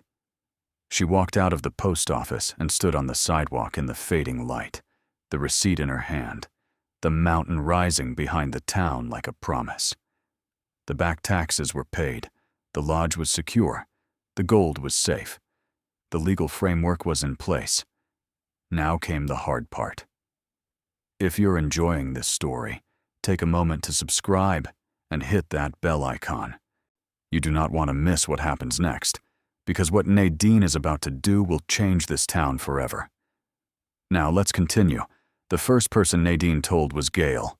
She walked into the general store one morning in early June, before the store opened, when Gail was alone behind the counter restocking the cigarette display. Nadine closed the door behind her, flipped the sign to closed, and sat down on the stool by the register. Gail looked at her with the sharp, unreadable eyes that had sized her up on the first day she'd walked into town. Something on your mind? I need to tell you something, Nadine said, and I need you to hear the whole thing before you say anything. And then she told Gail everything. The hidden room, the gold, Henri Fontaine's mining operation, Margarite's decades as guardian, the trunk, the value, the lawyers and the trusts, and the plans that were already in motion. Gail listened without speaking, which was unusual for Gail. When Nadine finished, Gail was quiet for a long time. She picked up a pack of cigarettes from the display, looked at it, and put it back. Well, Gail said finally, I always knew Margarite was sitting on something. I just figured it was timber rights or mineral leases. Something ordinary. She paused. 296 million is not ordinary. No, it isn't. And you've been walking around town all this time knowing this, working in my store, mending fences for Tom, wearing boots with holes in them. Yes. Gail studied her for a long moment. Then she did something Nadine had never seen her do. She laughed, not a chuckle or a grunt, but a full, deep belly laugh that made her eyes water and her shoulders shake, and her hand slap the counter like she was trying to keep herself from falling over. Lord have mercy, Gail said, wiping her eyes. Carl Hensley is going to lose his mind. Nadine didn't laugh, but she smiled, and the smile felt good, or like stepping into sunlight after a long time in the shade. I need your help, Gail. I have a plan for this town, and I can't do it alone. Gail straightened up, her laughter fading into something more serious, something steady and ready. Tell me. And Nadine did. Nadine's plan was not a single gesture. It was not a dramatic announcement or a press conference or a check waved around at a town meeting. It was a strategy, built the same way she had rebuilt the lodge, one piece at a time, to where with patience and intention and the understanding that things done slowly tend to last longer than things done fast. She started with the lodge itself. In the second week of June, a construction crew arrived in Elkridge. 3 trucks and 12 workers, brought in from Durango by a contractor Winslow had vetted personally. They drove up the mountain road and parked in the clearing, and began the work of turning Margarite Fontaine's crumbling sanctuary into something whole again. The roof came first. 3 layers of rotted shingle stripped away and replaced with new cedar shake, the kind that weathers to silver and lasts 50 years. Then the porch, rebuilt from the foundation up with Douglas fir timbers that matched the original logs. The windows were next, each one custom-fitted to preserve the stained glass panels at the top, while replacing the broken panes below with insulated glass that would hold the heat in winter. The work was loud and constant, and the sound of hammers and saws carried down the mountain and into Elkridge like a heartbeat that the town had been missing for years. People noticed. Of course they noticed. In a town of 200, a construction crew is a major event. The question started immediately. Where'd she get the money? That was the question everyone asked. In the store, at the gas station, at the school pickup line. Nobody asked Nadine directly because small towns don't operate that way. They ask each other, and the answers they give are part fact and part speculation and part wish. Gail said nothing. Tom Weaver said nothing. They had been brought into Nadine's confidence, along with Dorothy, who had cried when Nadine told her the story, and then immediately asked what she could do to help. The four of them formed a quiet inner circle, a team that knew the truth and understood the plan and agreed to let it unfold at its own pace. Carl Hensley did not take the arrival of the construction crew well. He showed up at the lodge the day after the workers arrived, his pickup truck kicking up dust as he barreled up the mountain road faster than was safe. He got out and stood in the clearing with his arms crossed, watching the workers on the roof, his jaw working like he was chewing something that tasted bad. Nadine came out to meet him. She had been expecting this. "Morning, Carl. What the hell is going on up here?" "Repairs. The lodge needs a lot of work. I'm getting it done." "With what money?" "You were stocking shelves at Gail's store 2 weeks ago. Now you've got a crew from Durango rebuilding your roof? That doesn't add up." Nadine looked at him evenly. She had practiced this conversation in her head a dozen times, and she had decided that the best approach was the simplest one. Not a lie. Not the whole truth. Just the part of the truth that was none of Carl Hensley's business. "I secured financing through the estate. Margarite left provisions that I wasn't aware of initially. The lawyers in Denver helped me access them." "Provisions," Carl repeated, like the word offended him.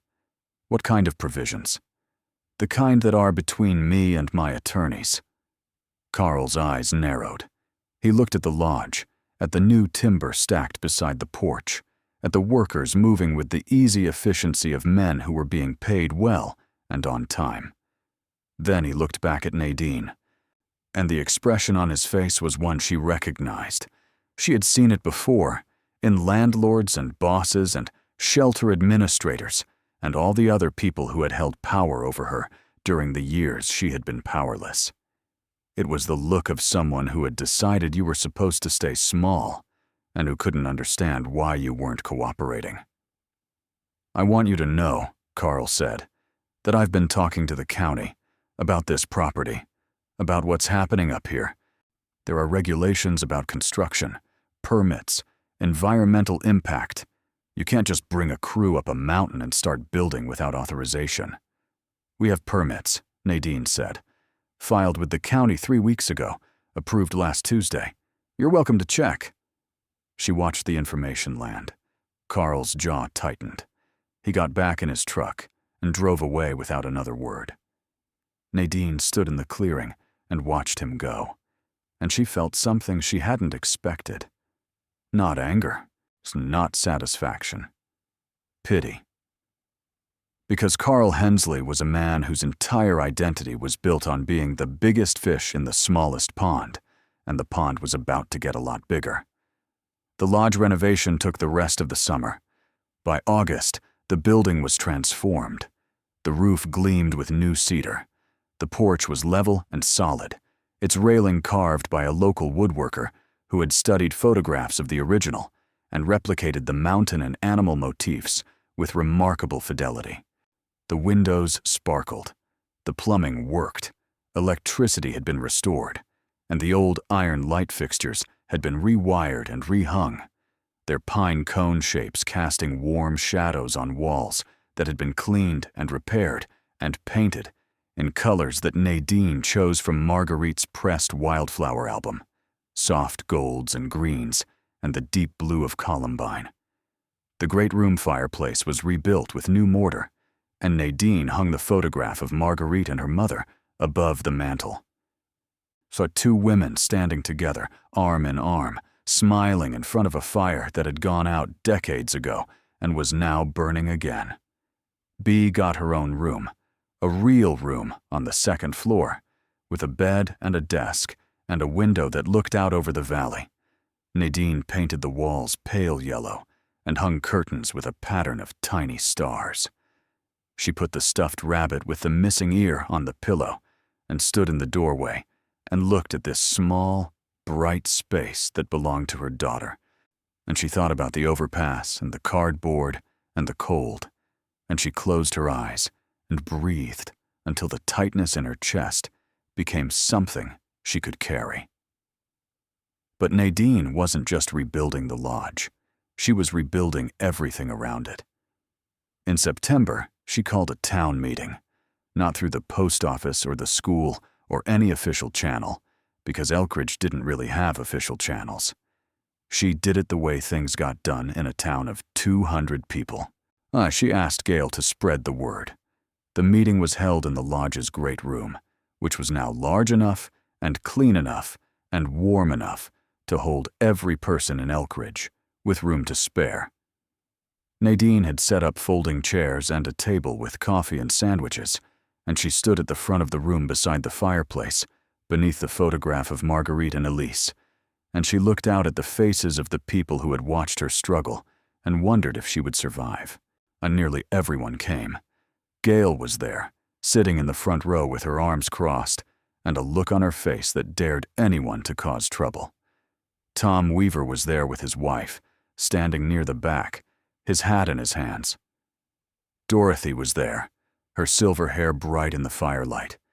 The school principal was there, the postmistress, the ranchers and the shopkeepers and the retirees and the young families who were trying to build lives in a place that was slowly dying. Carl and Patrice Hensley were there too, sitting in the second row, their faces set in identical expressions of suspicious displeasure.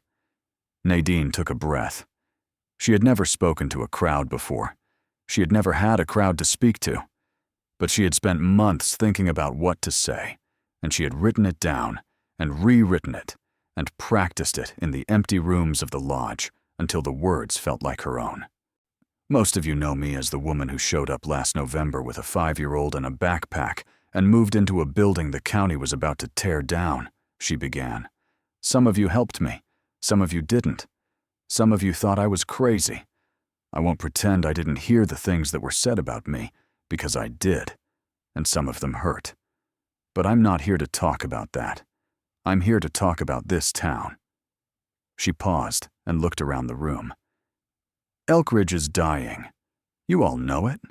You've been watching it happen for years. Businesses closing, young people leaving, houses sitting empty. The school enrollment drops a little every year. The road doesn't get maintained the way it should.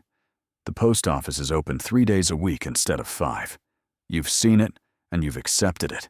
Because what else can you do? You can't stop a town from dying any more than you can stop a river from drying up. She saw faces tighten. She saw eyes drop. She was saying things that everyone knew and nobody wanted to hear. And that was exactly the point. But here's the thing about rivers. Sometimes they don't dry up because there's no water. Sometimes they dry up because the water's been diverted. Because someone or something has taken the flow and sent it somewhere else. And the people downstream never even realized what happened. She thought about the inspiration story she had read once, about a farmer who found pipes beneath his land, draining the water that should have been feeding his fields. The parallel wasn't exact, but the principle was the same.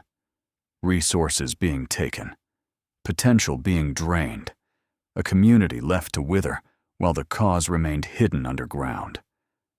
Elkridge has resources, Nadine continued. This mountain has resources, not just minerals, though there are some of those too. I'm talking about beauty, history, space, clean air and clean water, and a landscape that people would travel hundreds of miles to see. I'm talking about a town that has everything it needs to survive and thrive, except the investment to make it happen. She took another breath. I'm here to make that investment. The room was silent. Not the uncomfortable silence of disapproval, but the held breath silence of people who are hearing something they want to believe, but aren't sure they can. Nadine laid out her plan. She had worked on it for months with Winslow, with the accountant, with a community development consultant who specialized in small mountain towns. The plan had 4 parts. First, infrastructure. Nadine would fund the repair and improvement of the road from the highway to Elkridge, including proper grading and drainage, and a surface that could handle winter weather. She would fund the installation of broadband internet, which the town currently lacked. She would fund the repair of the water system, which was 50 years old and failing. Second, economic development. Nadine would establish a small business fund, providing grants and low-interest loans to anyone in Elkridge who wanted to start or expand a business, a restaurant, a guide service, a craft shop, a bed and breakfast. Whatever people could dream up, Nadine would help fund it. Third, the lodge itself. Nadine would convert the lodge into a community center and heritage museum, to open to the public, telling the story of Elkridge and the San Juan mining era and the Fontaine family. The lodge would host events, classes, workshops, and seasonal programs that would bring visitors to the town year-round. Fourth, and this was the part that made people sit up straighter, housing. Nadine would fund the renovation of abandoned properties in Elkridge and make them available at affordable rates to young families, remote workers, artists, and anyone else who wanted to live in a small mountain town but couldn't afford the inflated prices of places like Telluride and Aspen. I'm not doing this as a charity, Nadine said, and I'm not doing it to be the hero of some story. I'm doing it because this town kept me alive when I had nothing. Gail gave me work when nobody else would. Tom Weaver fixed my well pump in the snow. Dorothy handed me a letter that changed my life. This town didn't owe me anything. And some of you gave me everything, and I don't forget that. She looked at Carl Hensley. He was sitting very still, his face the color of old brick, his wife's hand on his arm, as if to keep him from standing up. I know not everyone welcomed me. I know not everyone thought I belonged here, and I understand that. I was a stranger. I was homeless. I had nothing to offer except a willingness to work and a daughter who needed a roof. But I'm not a stranger anymore. This is my home. This mountain is my home, and I intend to spend the rest of my life making sure it's a home worth having, for me and for everyone in this room. She stopped. She had said what she needed to say. The room was quiet for a long moment, the kind of quiet that holds its shape like glass, fragile and transparent and full of light. Then Tom Weaver started clapping. Slow, steady claps from the back of the room, the kind that come from weathered hands that have done real work and know the value of it. Like Gail joined in. Then Dorothy. Then the school principal. Then, one by one, the rest of the room, until the great room of the Fontaine Lodge was filled with applause that bounced off the log walls and the carved beams and the stained glass windows, and sounded, to Nadine, like the first notes of a song she had been waiting her whole life to hear. Carl Hensley did not clap. Patrice did not clap. They sat in their chairs with their hands in their laps and their faces tight. And when the applause died down, Carl stood up. "That's a real pretty speech," he said, "and I'm sure everyone here wants to believe it. But I've got some questions. Where's this money coming from? You moved into a $1 property with nothing but a backpack. 6 months later, you're funding road repairs and broadband internet? That doesn't happen. Not without somebody getting taken for a ride." The room went quiet again, But this time, the silence had an edge. Nadine had expected this. While Fontaine was a mining engineer who spent 20 years extracting gold from the mineral deposits on this property. That gold was stored on the property for decades. Margarite protected it her entire life. She left it to me when she died, along with the lodge and the land. The gold has been moved to a secure facility in Denver, appraised by independent experts, and placed in a legal trust managed by attorneys and financial professionals. Every dollar I'm offering this town comes from that trust, and every expenditure will be transparent, documented, and subject to review. She paused. The gold is real, Carl. The money is real. And unlike some people in this room, I don't have any interest in being the person who decides who deserves help and who doesn't. Everyone in Elkridge deserves help. Unite again. Patrice tugged at his arm. It again. Patrice tugged at his arm. He sat down. Nobody else had questions. Or if they did, they kept them for later, for the private conversations and kitchen table debates that would continue for weeks as the reality of Nadine's offer sank in. After the meeting, people lingered. They stood in small groups in the great room, and talking quietly, drinking coffee, looking around the lodge as if seeing it for the first time. Which, in a way, they were. Most of them had never been inside the Fontaine Lodge. It had been Margarite's fortress for so long that the building itself had become more legend than place, a shape on the ridge that you saw from the valley and wondered about but never visited. Now they were standing in it, feeling the warmth of the fire and the solidity of the logs and the beauty of the stained glass. And something in their faces changed. Not all at once, not dramatically, but the way a frozen landscape changes when the first warm wind passes over it. Something loosened.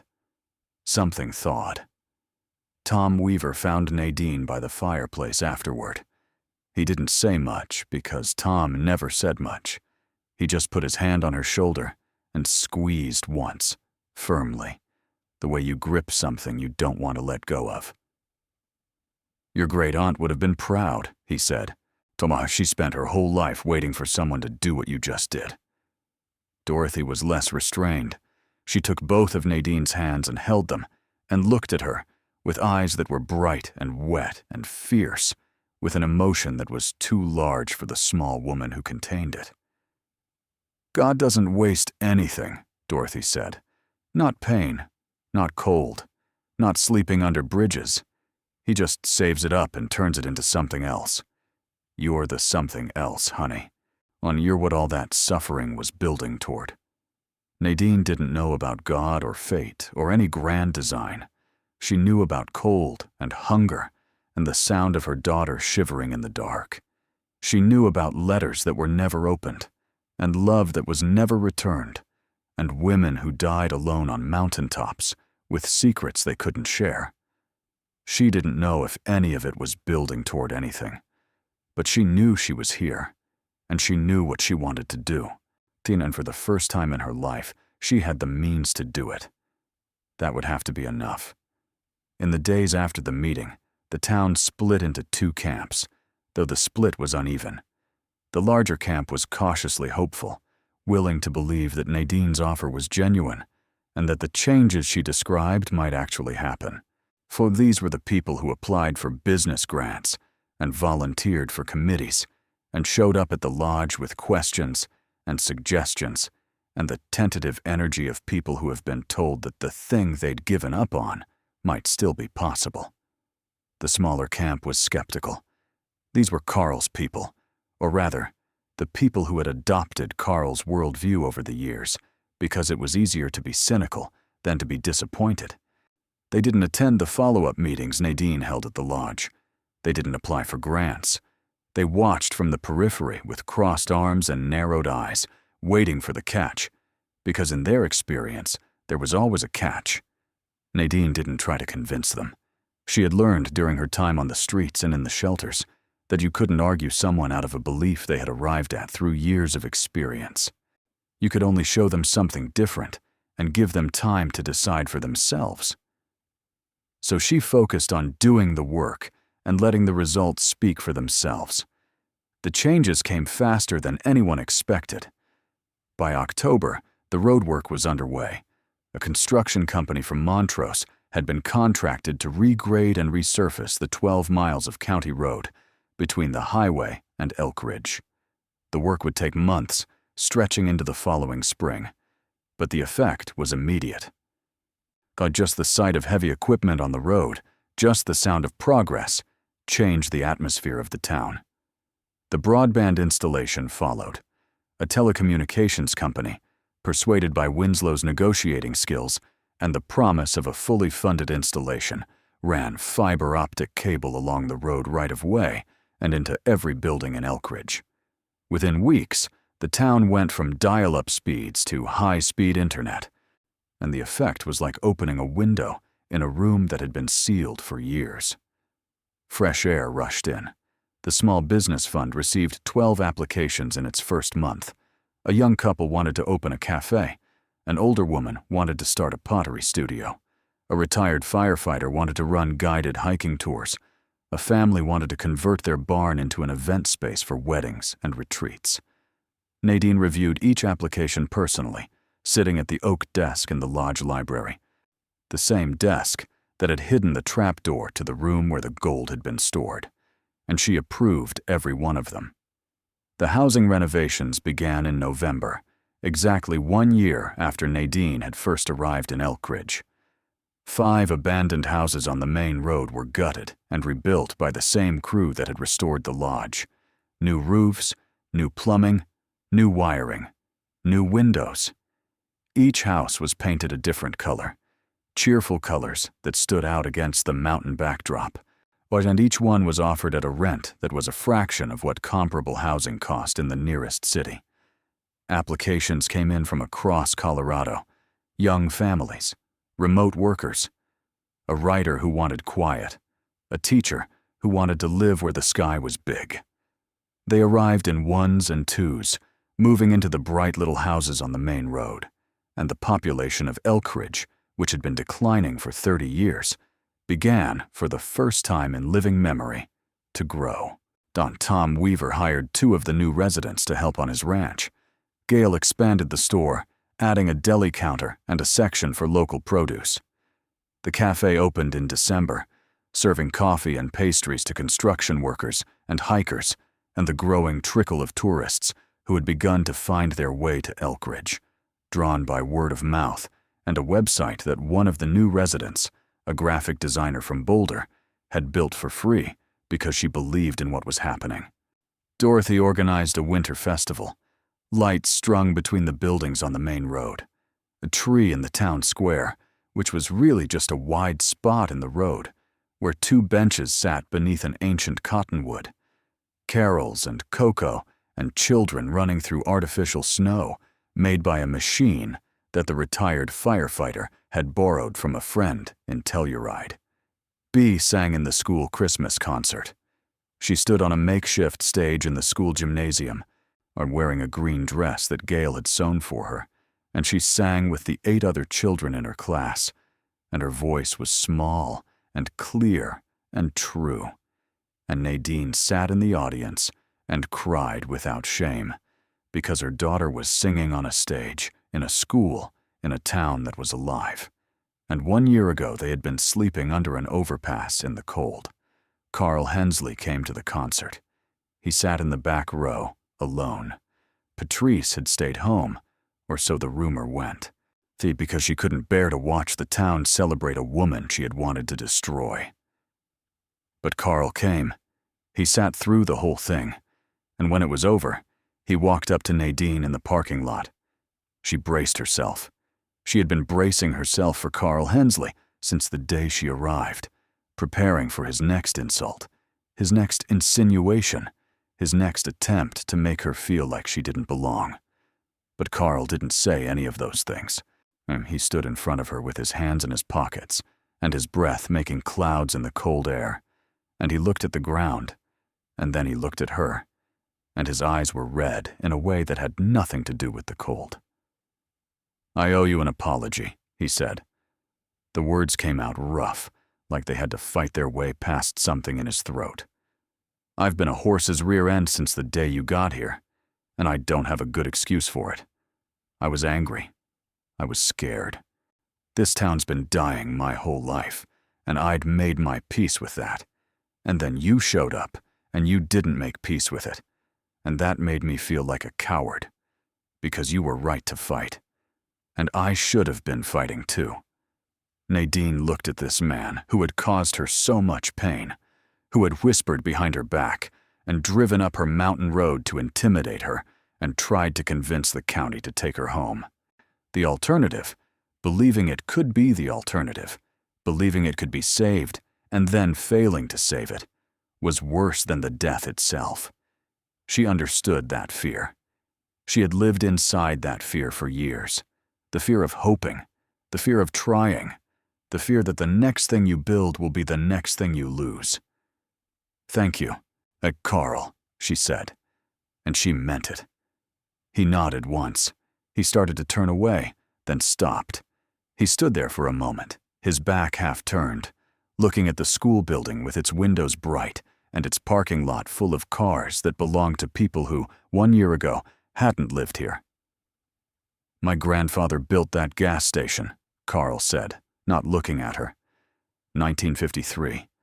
Elkridge had 1,200 people then, a movie theater, 2 churches, a hardware store. I watched all of it close. Every year, something else went dark. And I stood behind my counter and watched it happen. And I told myself there was nothing anyone could do. He turned back to face her. His eyes were wet. Not crying, but close. The way eyes get when something you've been holding back for a very long time finally pushes its way to the surface. You did something. You did the thing I should have done 30 years ago. And you looked at a broken place and decided to fix it instead of just complaining about it breaking. And I hated you for it, because it showed me what I could have been if I'd had the guts. Nadine felt something shift inside her chest. Not forgiveness exactly, because forgiveness implies that the hurt was small enough to be absorbed, and Carl's cruelty had not been small. It had landed on her during the most vulnerable months of her life, when she was already carrying more weight than any person should have to carry alone. But what she felt was something adjacent to forgiveness. Understanding, maybe. Recognition. The knowledge that people are complicated, that fear makes us cruel, and that the same man who tried to break you down can also be the man who stands in a parking lot with tears in his eyes and tells you the truth about himself. "It's not too late, Carl," she said. "This town isn't done yet, and neither are you." He looked at her. Then he nodded. Once, like a man making a decision.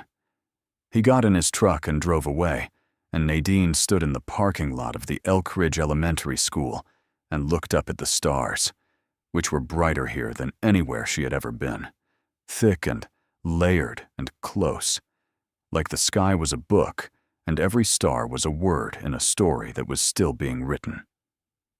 The following spring, Carl Hensley applied for a grant from the Fontaine Heritage Foundation.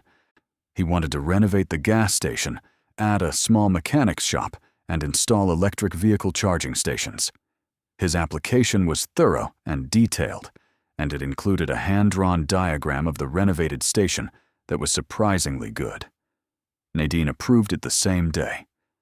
Winter came again, but this time it was different. This time the lodge was warm. This time the pipes didn't burst, and the roof didn't leak, and the porch held steady against the wind. This time, Bea slept in her own bed, for in her own room, beneath a ceiling painted with tiny stars, and the stuffed rabbit with the missing ear sat on the pillow like a sentry guarding a peace that had been hard-won and was now, finally, secure. Nadine stood at the window of the great room on Christmas Eve and looked out at the valley below. The mountains were white with snow, and the river was a silver line in the moonlight, and the town of Elkridge glowed with the lights of houses that were occupied, and businesses that were open, and lives that were being lived, fully and stubbornly, and with all the imperfect, beautiful messiness that living requires. She thought about Margarite, who had spent 60 years alone on this mountain, guarding a secret and writing letters that nobody read. She thought about Henri Fontaine, who had pulled gold from the earth and hidden it from the world because he didn't trust the world to be fair. She thought about her mother, who had come to this lodge once and smiled in front of the fireplace, and then gone home and closed the door on this place and this family, and whatever had happened between them that was too painful to speak about. She thought about all the things that had been hidden, the gold beneath the library, the letters in the stone room, the photograph in the drawer, the love that Margarite had carried for a family that didn't know she existed, all of it buried, all of it waiting, all of it preserved in the dark by a woman who believed that someday someone would come and find it and bring it into the light. Nadine had done that, not because she was special or destined or chosen by some cosmic force, but because she had been desperate, because she had needed walls, because a 5-year-old girl had said, "Mama, it's cold," and Nadine had done the only thing she could. She had kept going. She had put one foot in front of the other and walked toward whatever was next, even when what was next looked like a $1 ruin on a mountain in the middle of nowhere. And the mountain had answered. She turned from the window and walked to the fireplace. The photograph of Margarite and Elise still hung above the mantel, showing 2 women smiling in a room that was now warm and whole and full of the sound of a child singing upstairs, making up a song about rabbits and stars and snow. Nadine reached up and touched the photograph. She traced the outline of Margarite's face with her finger, the sharp eyes and the white hair, and the expression of fierce, quiet love that had survived decades of silence and rejection, and still, in the end, found its way home. "Thank you," she whispered. "I'll take care of it. I promise." The fire crackled. The wind moved through the pines outside. The mountain held its silence, the way it always had, vast and patient and full of things that could only be found by those who needed them most. And in a bright room on the 2nd floor, a little girl with a stuffed rabbit sang herself to sleep, warm and safe and home, in a lodge that had been abandoned and a town that had been dying, and a world that had tried its very best to break them but had failed, so spectacularly and completely, because a mother's love is stronger than winter, and hope is heavier than gold. 2 years later, Elkridge had a population of 612. The lodge was listed on the National Register of Historic Places. The cafe on Main Street had been featured in a travel magazine. Tom Weaver's ranch offered horseback riding tours that were booked solid through the summer. The pottery studio shipped orders to all 50 states. The school had added a 2nd classroom and hired a 3rd teacher, and B. Carter, age 7, had been elected class president on a platform of more recess and nicer lunch options. Carl Hensley's renovated gas station had become, improbably, one of the most popular stops on the scenic highway route through the San Juans. Why, he had added a coffee counter and a rack of local postcards and a sign out front that said, "Welcome to Elkridge, a town worth finding." He waved at Nadine every morning when she drove past on her way to the lodge. Sometimes he brought bee peppermints from the jar on his counter. Patrice had joined the Heritage Foundation's volunteer committee and organized the annual Wildflower Festival, which drew visitors from 4 states and raised money for the school library. People are complicated. Towns are complicated. Forgiveness is complicated. But all of them, when given enough time and enough warmth, have the capacity to become something better than what they were. Gail retired from the general store and sold it to one of the new residents, a young woman from Pueblo who had moved to Elkridge with her husband and 2 children.